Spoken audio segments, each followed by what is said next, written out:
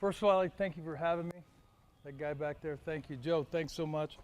What Joe and what they want me to share with you is some of the mechanics of the swing. There's a Major League hitting coach by the name of John Maley who's with Houston that was with us. 9 years ago, we did a study with 11, 12, and 13-year-old players. We did 2 control groups. We took one group where we just threw the basic stuff like squish the bug, elbow up, get extended. And then the second group of the control group, we threw all what we call the 6 absolutes. After a 6-week program, what we found with those age groups, that the kids that we threw the majority of information at were a lot better, and they picked things up a lot faster. So a lot of this stuff's going to seem like I'm throwing a bunch of junk at you and a bunch of junk at these kids. But here's my opinion, and what I've learned from those studies is the kids that you give the information to, they have a tendency to decipher through it and learn from it. So with this, John Maley and I came up with the 6 absolutes to the swing. The study we did on this to come up with this, we studied hitters from Babe Ruth to Joe Mauer. We sat in a room for 8.5 hours. We went through every video clip, or all the video clips we had of those players throughout those generations, and we wrote down different things that we saw. At the end of the 8 hours, we compared our notes. On some of the hitters, we had some different things, and there's some things missing, but on every hitter, both John Maley and I had what we called the 6 absolutes. By the 6 absolutes, what we found that it's the easiest teaching method for young hitters, and it takes them back to the natural swing. And what I mean by that is this. A lot of the kids' swings today, they're overcoached. If you look at a kid at his T-ball swing, if you have a picture of your son or daughter at T-ball, their swing is exactly like this, which is the natural swing. What's happened is we've coached them out of it by a lot of things that we call fallacies. Number 1, back elbow up. Should never be taught, in our opinion. Head down on the ball should never be taught. The term squish a bug should never be taught. What we found with those terminologies and those fallacies, when we checked those things that are being taught to our young hitters, and we compared them to our major league hitters, and did the numbers, the analysis on it, the things that those guys did in the big leagues, none of them did any of those things. Squish the bug, chin and eye, or head down, full extension at point of contact. Now, this is what, when I go and talk about this is what I get. Well, my son is not Albert Pujols. And then I fire back, well, your son had Albert Pujols' swing when he was playing T-ball, and now he has your or my swing. And I don't mean to say that in a negative way, because I sucked as a hitter in professional baseball. I was awful. And I was awful because I didn't have anybody teach me these things. So with this, guys, I'd like to run you through the 6 absolutes, and we have sheets that I'm going to give to Joe that he can copy. Do you have that sheet, Joe? Oh, here it is. Sir, can I ask you to help me here? No, you, sir. Can I have you help me here? Sure. The absolutes. The key to the swing is keeping it simple. We try to overcomplicate the swing, giving way too much information to these kids. Now, 100% of all hitters, back foot at point of contact is non-weight bearing, meaning that there is no squish if they're on their toe.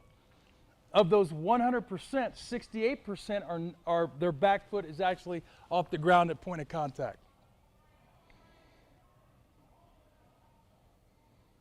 Now, when you think about that, when you watch the video, it goes back to me saying this in regards to a fallacy. There is no bug under your foot to squish anyway. So we're teaching them things kind of like Santa Claus. It's just not true. It has never happened. So with the 6 absolutes, and guys, listen, when I finished playing and got into development, I taught the same thing. And I ruined more young hitters than I have ever helped. My first 4 years in player development as a hitting coach, I was awful. I was a squish bug, elbow up, get extension, and the more I researched it and got with males, I found that I was killing hitters. And I kick myself to this day knowing that I've ruined more hitters than I've helped.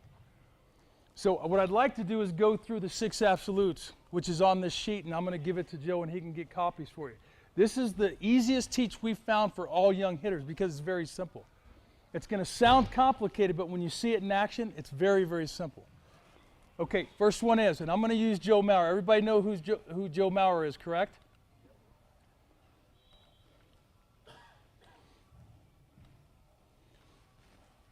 Okay, Coach, what's the first absolute? Go back before forward.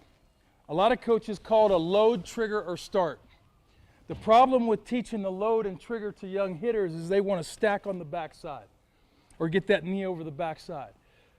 What we found when we videotaped those teams that coaches teach that, they never start their swing out of there. They actually float forward with their hips. And what it does is it decreases their bat speed. So first one, go back before going forward. That's his load right there. So with our load, when we're teaching young hitters to get into their load, we always say up against, or that back knee up against that back foot. No further. Once they go over that back foot, they're going to leak forward with their hips and slow their bat speed down. Second one, Coach? Walk away from hands. This, in my opinion, is the key to all keys to young hitters. Walk away from your hands. As your front foot goes forward, your knob or your hands go back. Now, the reason I say knob is because a lot of young hitters will want to take their arms and get into a bar. So instead of hands back, we go knob back to the catcher. What we found by teaching that, we have helped the hitter create what we call an upside down V, if you can see it, which is going to make you, it actually relaxes the hands and creates more bat speed. So walk away from the hands. As the front foot goes forward, the knob goes right back to the catcher. There we go.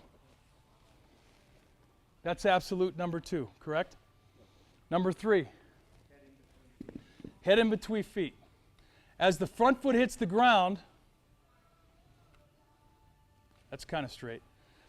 As the front foot hits the ground in the walk away, we want the head to get to the center. Now here's what happens. A lot of hitting guys are teaching kids that your head shouldn't move. So we get this action. You'll see a lot of young kids, and they'll do what we call the stanky leg. As the front foot goes forward, after your walk away or your load, your head has to move. The key to it is after my front foot hits the ground, that's when we want the head to be still. Got it? So you see how his head's dead center? 4, Coach. Start from the ground up. I hope I don't upset anybody with this one, but hitting coaches, and I was the same, and I'm telling you, I killed more hitters. We talk about hands. Throw your hands at the ball. We never talk about the lower half, landing strong and athletic, starting from the ground up. We teach these kids to throw their hands. Well, at their level, they're too young to use just their hands.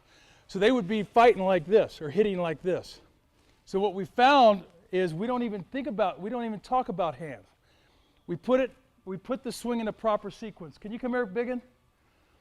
And we start it this way, and it's in this order. It's feet, knee, hips, hands last.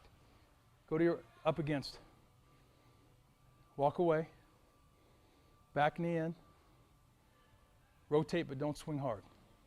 Hands last. So when you watch Mauer swing, once that front foot hits the ground, thank you. That back knee starts. Where are his hands? They're back. So the proper sequence is feet, knee, hips, hands last, which you'll see with Joe Mauer here. So there's the back knee. The next one, Coach? Take a straight line. Okay. Then the hip. Now, do you see where the barrel's at, coaches? You'll hear a lot of coaches tell the kids throw the barrel at the ball. It's never happened. No one's ever done it. It's always the knob. We need to tell these young kids to throw the knob at the ball. Okay? So, create that straight line. The straight line is actually with your hands in regards to direction to the baseball. Last one, Coach? Maintain your balance throughout the swing.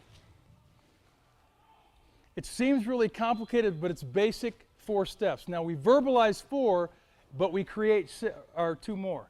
Which is a total of 6, if that makes sense to you. So I'm going to put it in action here so you can see everything.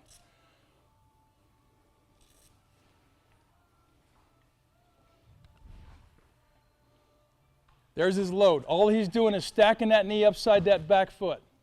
Inside that back foot. Walk away. Front foot goes forward, knob goes back to the catcher, front foot hits, head's dead center.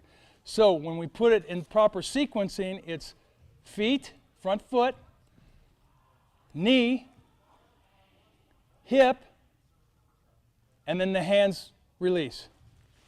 Does everybody see that? And I know it's different than what a lot of you teach, and trust me, I did it my first 4 to 5 years of professional baseball, and to this day I'm killing myself. Does anybody have any questions in regards to that?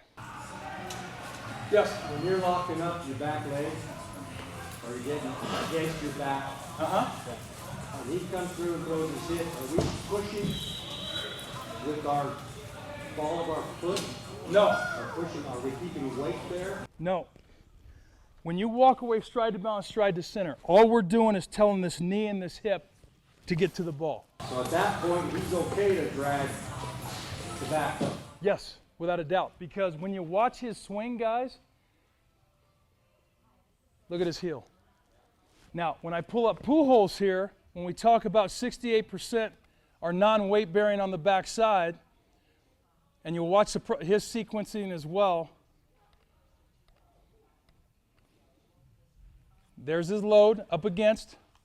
Now he walks away, head dead center, back knee starts, his front foot's off the ground. And that's 68% of all major league hitters. Now, do we teach young kids to take their back foot off the ground? No. No, we do not. What I'm saying is by squishing the bug, we're teaching them to transfer their weight actually backwards when we want to create weight transfer to center. So the foot comes up because the hip drags it. Because the hip's flying. And if you look at guys like Hank Aaron, Hanley Ramirez, their back foot was actually behind them. That's how fast their back hip got to the ball. Does that make sense to you, Coach? It makes total sense to me. I'm sorry, sir? As far as front side on that stride, or is it more up and down, or are we actually striding? Or is it just preference? You know, honestly, the key to this is every kid has a style that you gave your son.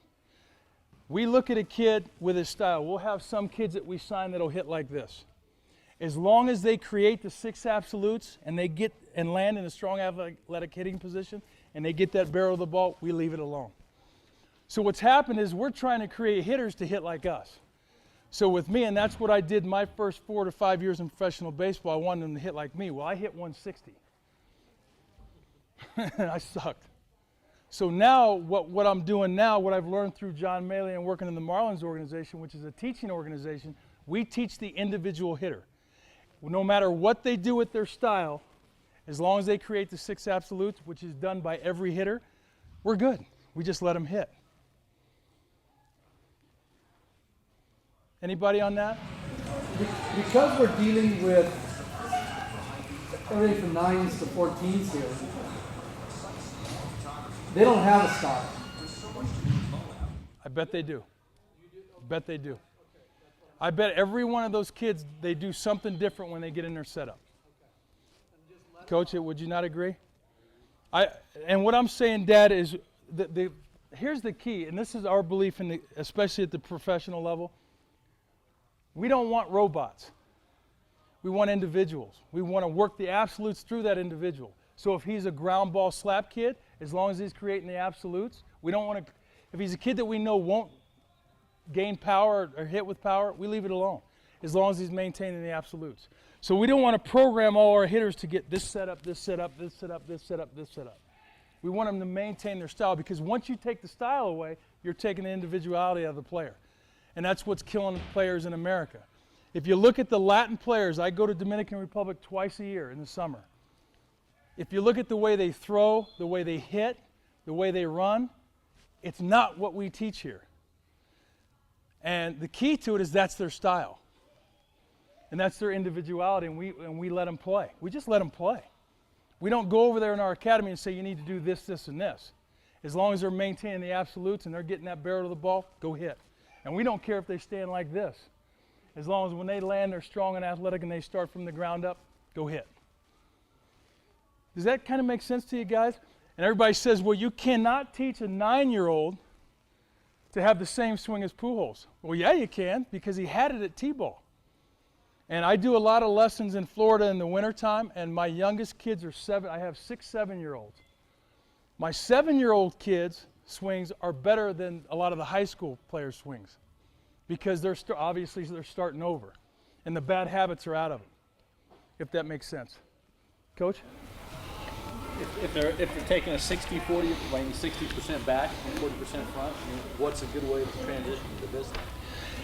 Okay. That's where they're at. If a lot of them are at that right now. So. Okay, my question to that, Dad, or Coach, can I call you Dad or Coach? Yeah, There's a lot of guys that teach rotational versus linear, 60-40, 70-30, A to C. My thing is this. If I know there's no bug under my foot to squish, I'm not squishing. And for me to sit there and say I'm at 60%, I don't see how you do it. So picture this, Dad. Instead of thinking numbers and stuff that's not real, if we just tell them to take that knee up against, are we about 60-40 anyway, or 70-30? So instead of them thinking, I've got to get to 60 wherever 60 is at, which they'll never know, that's like telling them Santa Claus is coming. There ain't no Santa. I'm Santa Claus, bro. That's my money.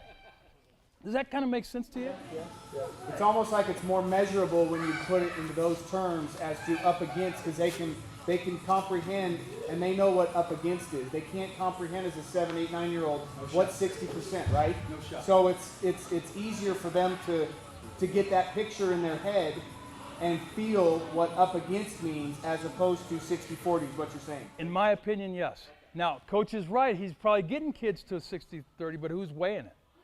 Who's doing the percentage? And that's all I'm saying. It's not that it's wrong. And my opinion is this. And some of you may say, well, that short, fat, bald guy is crazy. My thing is this. I have a way that I've learned to teach hitting. And there's no wrong or right way to teach hitting as long as that kid is hitting. There really isn't. The problem is we've taken these kids and we've promoted them we've turned them into robots, in my opinion. And I always take it back to every time I go to the Dominican and I see this 14-year-old kid hitting balls 400 feet. And he's just up here wheeling everything around. You know what I mean? And yes, they are different. Yes, they don't go to school. And yes, they play more baseball. So why don't we allow our kids to have that same individuality to a degree? Now, if they're not hitting, if they're not performing, then we make changes, if that makes sense to you. Just let them hit. And that's what's missing. The key to hitting is not having great mechanics. There's a lot of guys in the big leagues that don't have good mechanics. They have the ability to get that barrel to the ball. And if they get the barrel to the ball, they hit. Henry Aaron had horrible mechanics. His back foot was behind him. That's what we would think. One of the best hitters that's ever lived. Ichiro, everybody says Ichiro's a front foot hitter, which he isn't. But he has a different style with that back foot off the ground. Great hitter, 200 hits every year. Two totally different things, but I promise you, if I pulled those two up and paired them side by side, the 6 absolutes would happen. Anything else to that? Yes, sir. So, you hear this term a lot on TV, stiff front leg. Yes. Don't believe in it. No way. Now, here's why I say that, Coach, because Coach brought that up with one of his kids. He was striding stiff, so that hip was popping out and going, which is wrong. When we stride, we want to stride flexed. Now, where this firms up is if that knee stays there. I can stay bent and stay firm. So when we break firm is when that knee comes out and now we're loose. Now, when you watch the big guys hit, they do firm up the front side, but it's at contact. It's because they take the back side up against the front side, if that makes sense to you. And I'll show you right here with Pujols. He's still flexed right there, still flexed, still flexed. There's contact. He's firmed it up right at contact. Oh, yes, sir, I'm sorry. In high school, last year, first year with some 9-year-olds, it seemed like whether they were 9 or 18, I'm having a hard time getting their front foot down before they start, I guess, going from from your back to the front when you get the knob going. Does that front foot need to be down? Oh, yes. Yeah, it has to be. Now, I don't know if they're over-rotating backwards with their load or if it's a timing issue, but like I said, I've never seen anything like it. That far apart, almost 10 years apart, and majority of the kids are doing the same thing. That front foot is not down and they're starting everything forward. Okay, can I ask you a question? There's a lot of hitting guys that are teaching,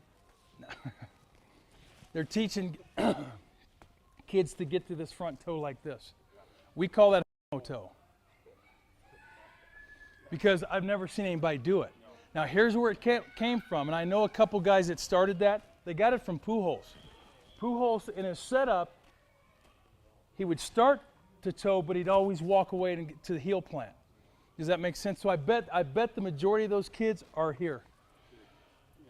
They're what we call toes, and that's the toughest way to hit.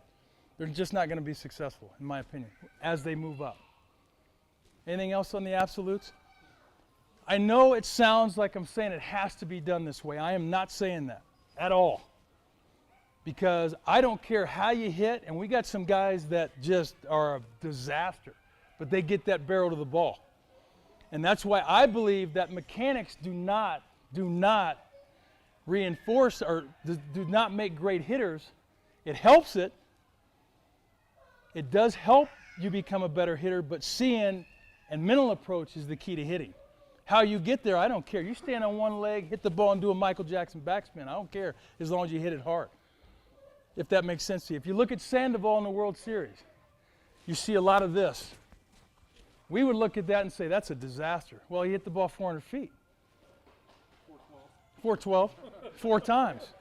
Does that kind of make sense to you? So when we talk about kids, we set them up at the tee and we reinforce the proper sequence of the swing. Now, I'm going to pull up Mickey Mantle, my favorite, even though I never saw him play. Now, in my opinion, this is one of the greatest hitters that's ever lived. Now, see Mickey Mantle's knee? He started up against. He did not start over. As he walked forward, his knob went back, so he walked away from his hands. When that front foot hit the ground, as you can see, dang it. Close enough? He was dead center. Now, the next thing that happens, following the proper sequence of the swing is feet. There goes his knee. His hands are still back. Hip, and why we say hip leads is because when you start the swing, your barrel's behind you. The old teach, and I was taught to say, and my dad played a long time, throw your hands, get that barrel out, drop that head. Roll those wrists, get extension. Come here, kid. And I equate it to this. Drop the bat. If I'm going to hit somebody at extension, once I get there, I have nothing left. If I was to get him here, I'd go to jail and his dad would kill me. Because now I can drive through it. So when we watch these guys at contact, right there, there's no extension. The extension is through the baseball. And what we want to create with the backside. Now, if you watch Mantle's back foot, he was a big slide guy, and he went back just like Henry Aaron. I know it, guys, I know it sounds crazy, but I have never seen one big league hitter in I've got 1,200 hours of videotape, do this. I haven't seen it. Now, everybody's heard the rotational swing, correct? Mike Epstein, I played with Mike. He was not rotational. No shot. No shot. And I talked to Mike, and I'm like, why are you promoting that stuff? Well, number one, he's making a lot of money. Number two, rotational is 360 degrees. That's rotation. There's nothing you do in the box at 360 degrees, in my opinion. Anything else to those absolutes? You mentioned kids clearing their back foot. Clearing Clearing their back foot sometimes when they're coming on the front side. And you said that's all right, sweeping that back foot. Oh, I don't have a problem with it. Okay. Are they hitting, Dad? Well, I've got one that's hitting over 800. He's 9 years old. He's always on his front foot. Doesn't have quite the power I'd like. But let me ask you this. When the faster pitchers throw to him, he's back and he's drilling. But when the easy pitchers are throwing to him, he doesn't have the power. He has a tendency to get too far out front where he's now doing it with one hand. Okay, now is that a swing-related issue, a mechanical issue, or is that a timing issue? It sounds to me like that's timing.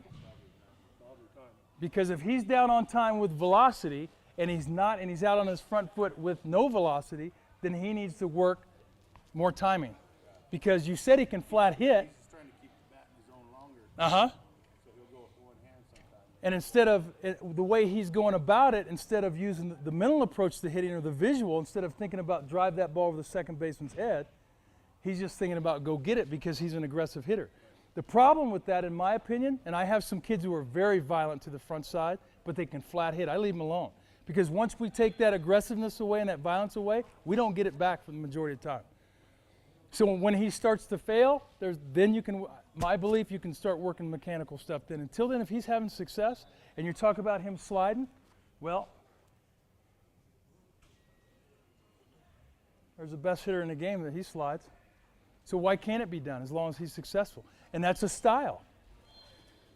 What about your back elbow? Has to be down, in my opinion.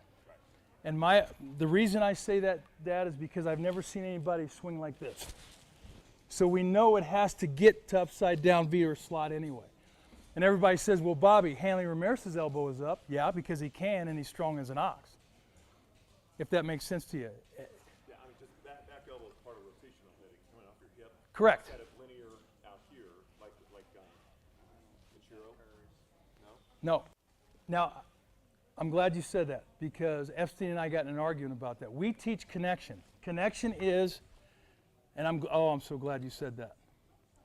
Do you consider Pujols rotational or linear?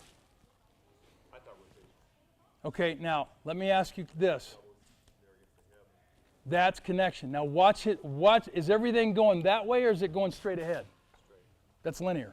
That's linear. That's rotational. Because to me, it doesn't matter.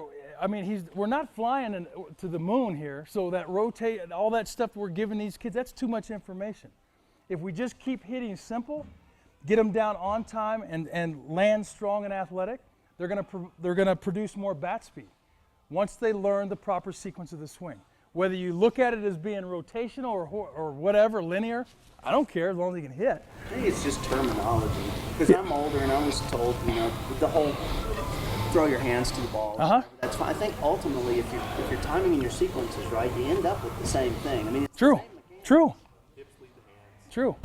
Now I will say I've changed my mind. As a kid, I was taught the whole elbow up thing. I've changed my mind just because of what you say. Ultimately, when you get your elbow's got to end up close into the body. Can I give you a university? Louisiana State University. Big hands hitters. In the 80s with Berkman and the 90s, they won national championships, had guys hitting 50, 60 home runs. If you can name me 5 major league hitters coming out of that university, I will eat your bat.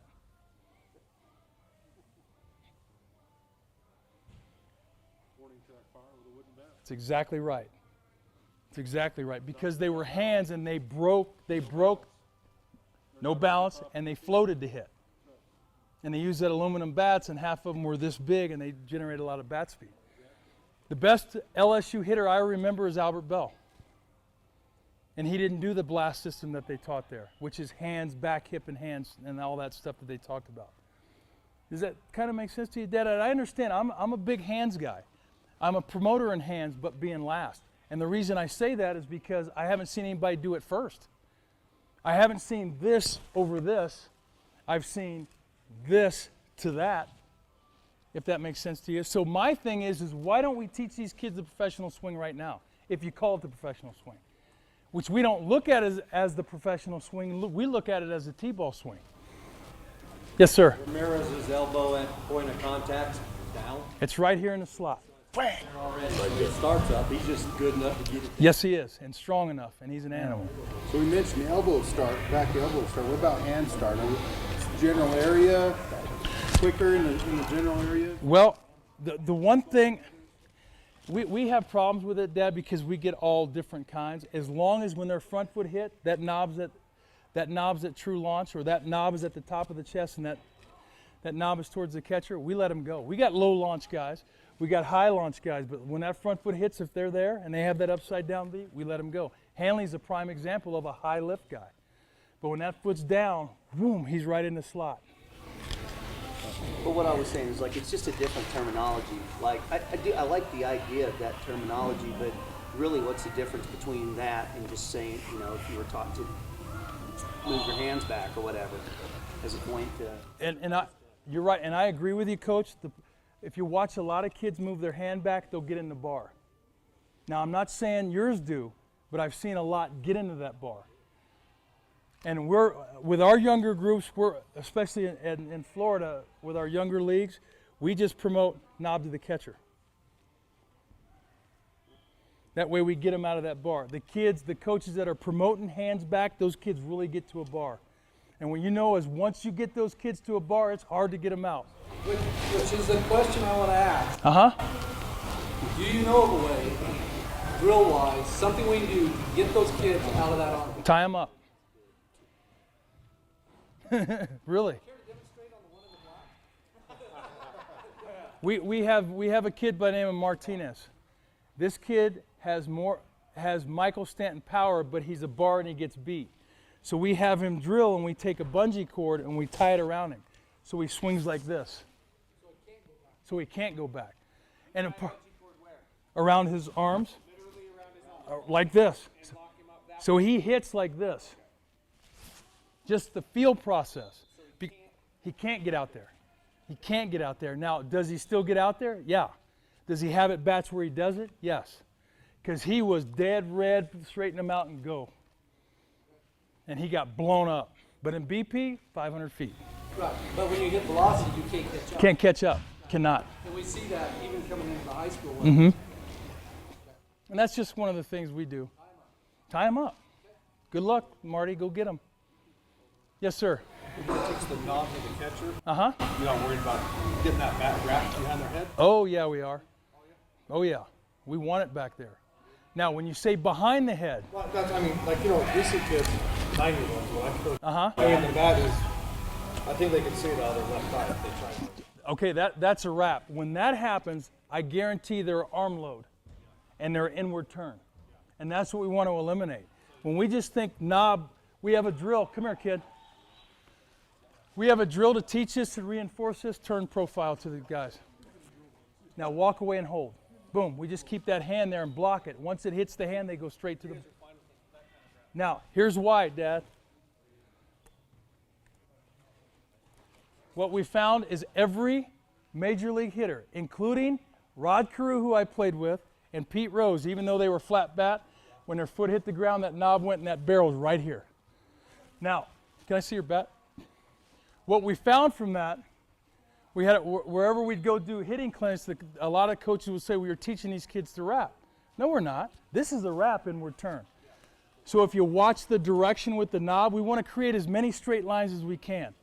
So when we go knob back, we know that wherever the knob ends, when our front foot hits the ground, that's where the barrel replaces. And then that hip drives, if that makes sense. So if you sit here and you can experiment with this on your own, Coach, get in the mirror and just take your knob back. I guarantee it's straight over my head every time. Since you brought it up, Yes, sir. about flat back, because I see kids do that sometimes. I mean, Can I give you my opinion, Coach? Absolute disaster. And the reason is because of the knob set. If they start here and they start their swing here, we know that barrel's got to replace that knob. So the barrel is away, they lose their bat lag. And we get a lot of flat bat college kids right away. That's the first thing we hit. And we're real big on starting from the ground up. But if we see a flat bat kid, you better get it fixed, kid, or you're out of here because of that replacement. Can you say that one more time about the barrel replaces? Okay. If you watch it from behind, or let me do it profile, this angle here. If my knob goes out and I start my swing, my barrel has to get to where my knob was. If my knob goes back, which we try to promote, and we pull those hands inside the ball, that barrel's getting there and that hip, bang! Always. That's a fact. It will. Unless you break an ankle or something. So on your load, it's just hands, not elbows, not really shoulders. As far as pointing the knob. My opinion, what we try to do, and if you look at these two, that's exactly what they do.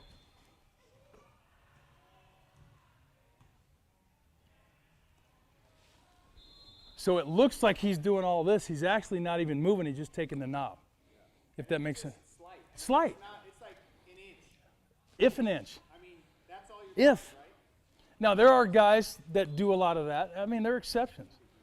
You know what I mean? So I guess the point that I'm trying to say is there's no basic one way to hit.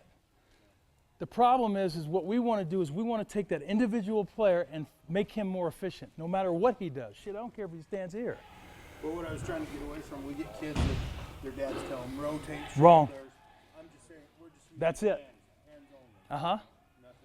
Because once you get into rotation, it creates inward turn.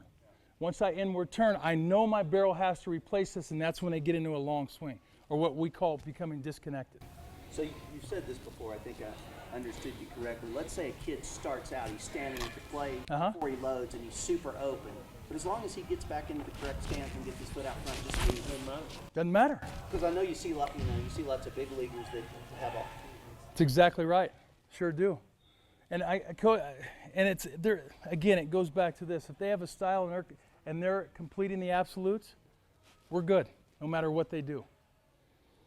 And that's that. I'm gonna say this, and you may hate my guts for this.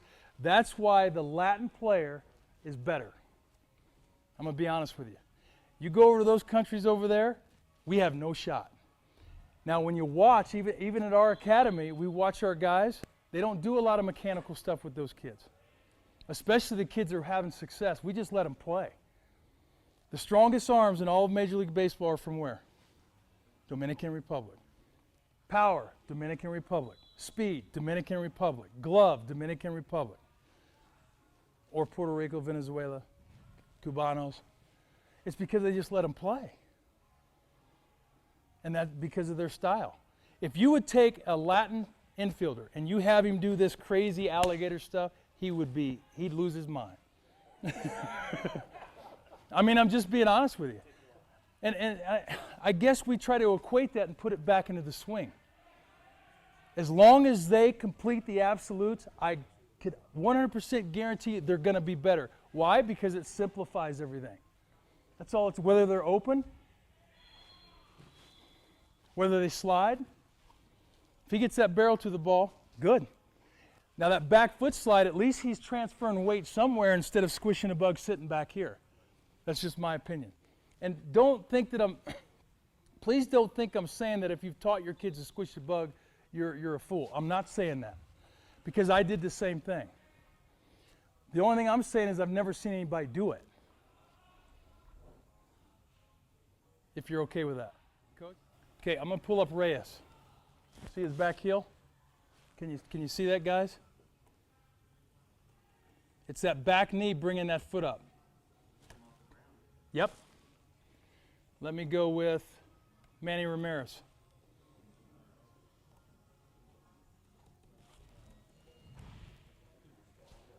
Every hitter.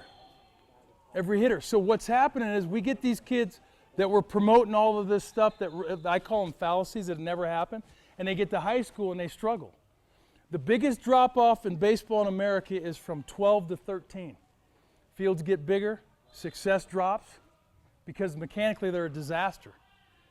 And I think it's like a 72% drop from 12 to 13. It's astronomical. And I think a lot of it has to do because they don't understand their swing, the true mechanics of the swing, and they lose bat speed, in my opinion. I'll give you my opinion, and I'm going to give you this name because I'm a friend of his.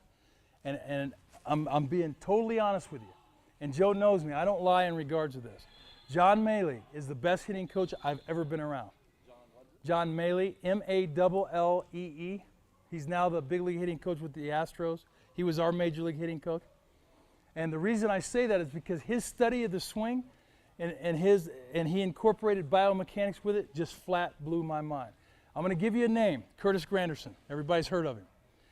Curtis Granderson went 1 year hitting 300 with 6 bombs and X amount of doubles and triples.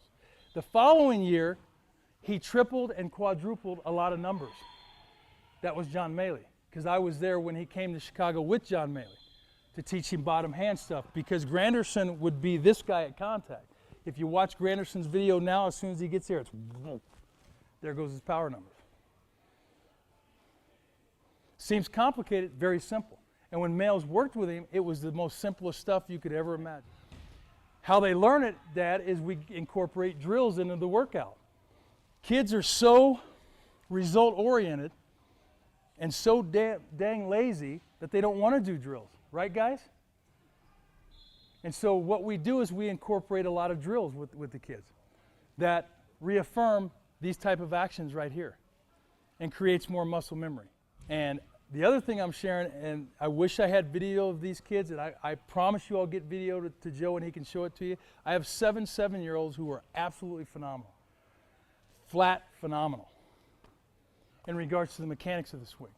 And it goes back to this. A lot of hitting guys will come up to you and say, listen, I'm going to teach you how to hit. I'm going to teach you how to hit. I want you to take 15 lessons from me, and I'm going to teach you how to hit. And I hear it a lot in Florida. I just sit there and just say, you're so full of it. So when we talk to the kids, we let them know right away. Nobody can teach you how to hit. You learn how to hit by playing the game. The mechanics, the mental approach, that's the stuff we can help you with. The hitting stuff, guys, cannot be taught by us. Because I'll be full of crap if anyone's in that box with me when I'm hitting, if that makes sense to you. And you're going to get a lot of guys, and I'm telling you, I have buddies who are so guilty of, hey, buy 15 packages, I'm going to teach you how to hit. Whatever, if that makes sense to you. Coach, anything? I think you can go through like proper use of the tee. Okay. I know it sounds crazy and wrong, but a lot of those guys in the big leagues don't like BP. I know at spring training, like Hanley, sometimes Reyes, they'll have days where they don't take BP. They'll do their drill work in the morning, but won't take BP, if that makes sense to you. And it's a preference. It goes back to that individual. If he doesn't want to take BP, I don't care. I really don't. Now, Coach, what was it about the tee? As far as you, we have always taught the inside, the outside pitch though was clear back by your left foot. Go ahead, you- no, sorry. We always have taught outside pitch gets very deep, like back corner of the plate. But what you were talking about today is everything's out front. Okay. Do a lot of you coaches do tee work with your kids? What Coach is talking about, and we've really gotten away with this over the past 5 years, is contact point. The key to the tee and what the tee's main purpose is for true contact point. What happens is this. We promote the kids to get to the inside pitch way out here. Get that barrel out. Well, when you promote that, you're actually slowing the barrel down, and look at the angle of the bat. Now, when we do the tee work, we always set the tee out here, and then we train them to hit the outside pitch way back here. Well, when you do that, it's exactly 3 feet. I wear 12.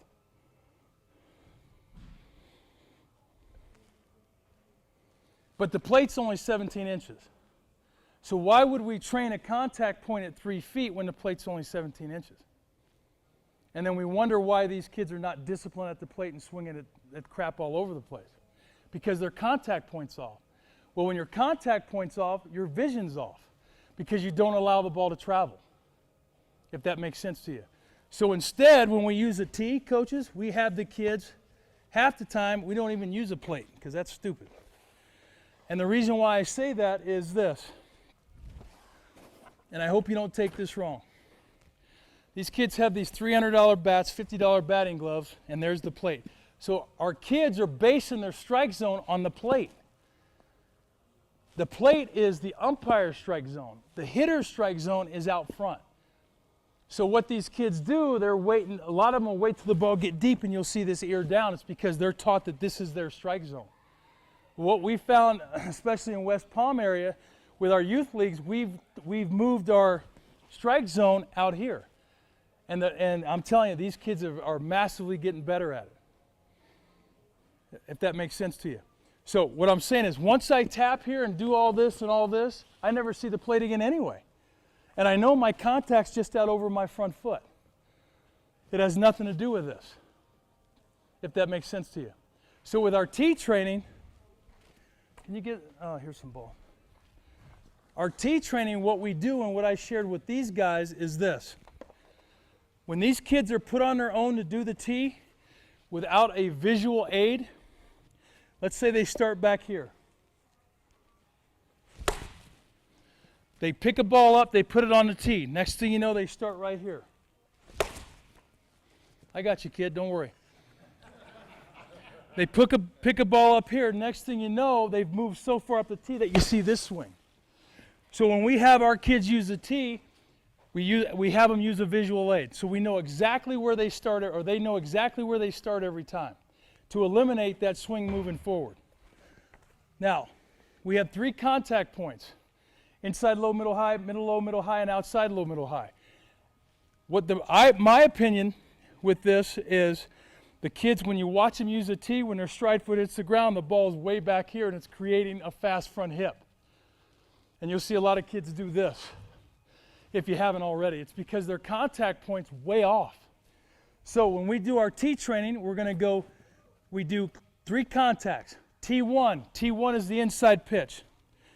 So we have them just do a walk away. If we're working T1, it's just out over the front foot. They have a visual aid so they know when they land that it's just out over the front foot and they can put the proper swing on it. So it's basically reinforcing what the big league guys do better than anybody. They repeat the same swing. I mean, really, that's all it is. And so the key there is to always mark the back foot so they're going to the same spot. No doubt. And when you have practice, coaches, watch your kids without the visual aid. They're going to start here, because these guys were doing it today. They'd swing. Next thing you know, ball on, they're way up here. Next thing you know, their third swing, they're getting out of it like this. So they're not repeating the same swing. I'm a firm believer in visual aids. Firm believer in it. Firm. And we do it with our new draft kids. Our new draft kids, coaches, no matter how much money they got, they have to master the tee. They have to master the tee. They have to master flips. They have to master the tee. They have to master flips before they get short pitch. They have to master the tee, flips, short pitch before they even get BP. Because we want to teach them, number one, routine, and how to work the tee the right way during the off season, if that makes sense to you. So we know that when the front foot hits the ball just out over, it's the inside pitch, or T1. If we want to go T3, the outside pitch, it's right at the knee. Yeah, stay there, kid. Stay there. Was his hand right there? We're good. And that's the proper contact point. And the key to it is they know exactly where they start. They know that they're repeating the same swing, if I may. Yes, Coach? Now, in our fantastic fields that we play on, chalk goes away like that. What can they use in the box so they can have a constant? Because the only thing that's constant in the box is the plate. Well, here's the thing, Dad. There is no constant in the box. Okay. The constant is just your contact point. Okay. Does that make sense? So, as far as them getting set up, is there anything that you guys talk to about? Yes. About where in the box? Because if the paint's gone, stripe's gone, now what? They got no ball on their back foot. Our new draft kids, we always start the front foot at the front of the tee, every time. Or the front of the plate, I mean. Sorry. Every time. Prior to walk away. Prior to walk away. Right? Yes, without a doubt. That's mandatory for all our new draft kids. Front of the plate, you form a fly. Uh-huh. So again, T1 is outside the front foot, T3 is at the knee, T2 Is right inside the front foot.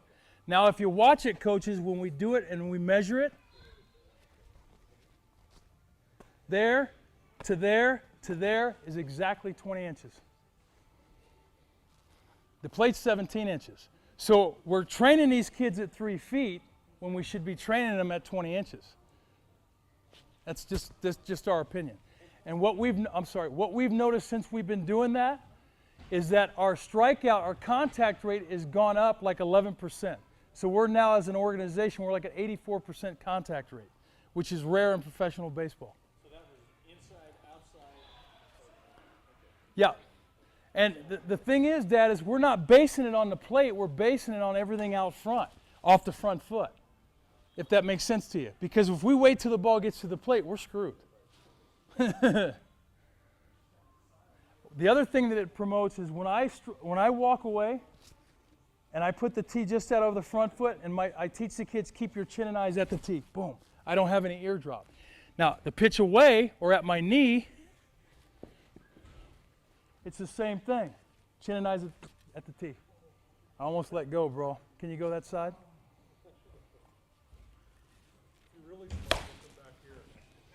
If that makes sense.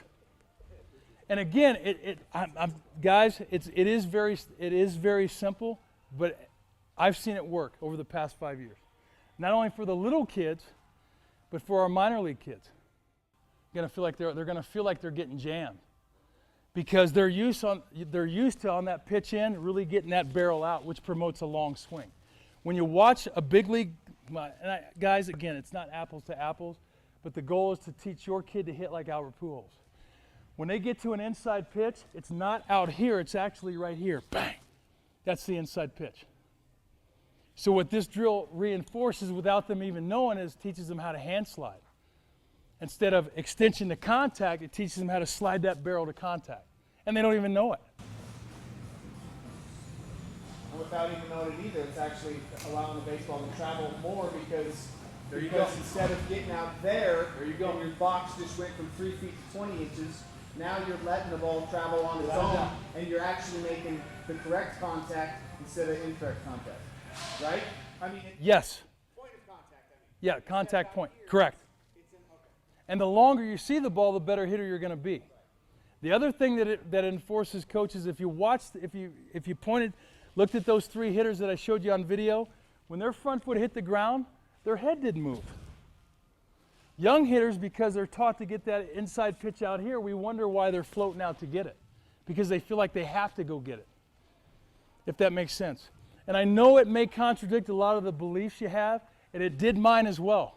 Can I add one more thing to the tee? Guys, can you? We talk about head position, keeping your chin and eyes down. I'm a big promoter of that, aren't I, guys? And I know what you're thinking, that Bobby says you shouldn't keep your head down. That's not what I'm saying. When we work the tee, when we finish the swing, we're not worried about where the ball goes. We're worried about keeping our chin and eyes where we think contact was. And what that does, when you look at it, it actually keeps us in our legs and it creates more bat speed. Compared to when you watch kids use the tee, when they go to contact, they want to fly with their head and follow the flight of the ball.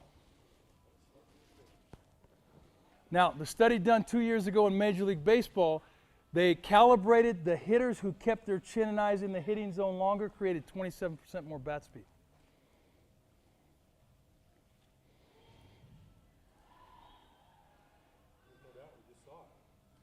And it's all by the head. Because once that head leaves that area and you leave that center, break that center, your barrel's left behind. So your head's outrunning your barrel when we want the exact opposite. We want that hip to push that barrel out front. Do you agree or disagree with, after contact and we've extended through releasing and finished with one hand, do you care? Don't care. The problem with allowing young kids to do it is they release that top hand too soon and you get this.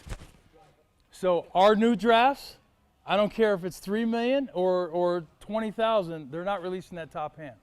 And the reason for that, Dad, is we want to promote direction through the ball, or what we call short to long through. When we talk about short to, we want a short, compact swing to the ball, and most kids get into this. Please, coach, don't take this wrong. They get into finish because we teach finish so much that they don't know how to get through the ball. And that's why I'm not a fan of teaching young kids to finish, because they want to do this. Now, I know for a fact that your finish has nothing to do with your swing, and the ball's already off your barrel. But if they get to the ball, get to the finish too soon, they don't get extension through the ball. So when we promote our tee work, we teach the kids, number one, you're going to get to the inside part of the ball, and after you get to the inside part of the ball, I want that barrel to the back of the net. That's our short to long through or extension through the ball, if that makes sense. So we want to feel, once we hit the ground and we start our torque, we want to feel like we're driving everything to the back of that net. Now, it goes against the rotational guys. But then again, when you go to the big league film, which I have 1,200 hours, I haven't seen anybody do anything other than that.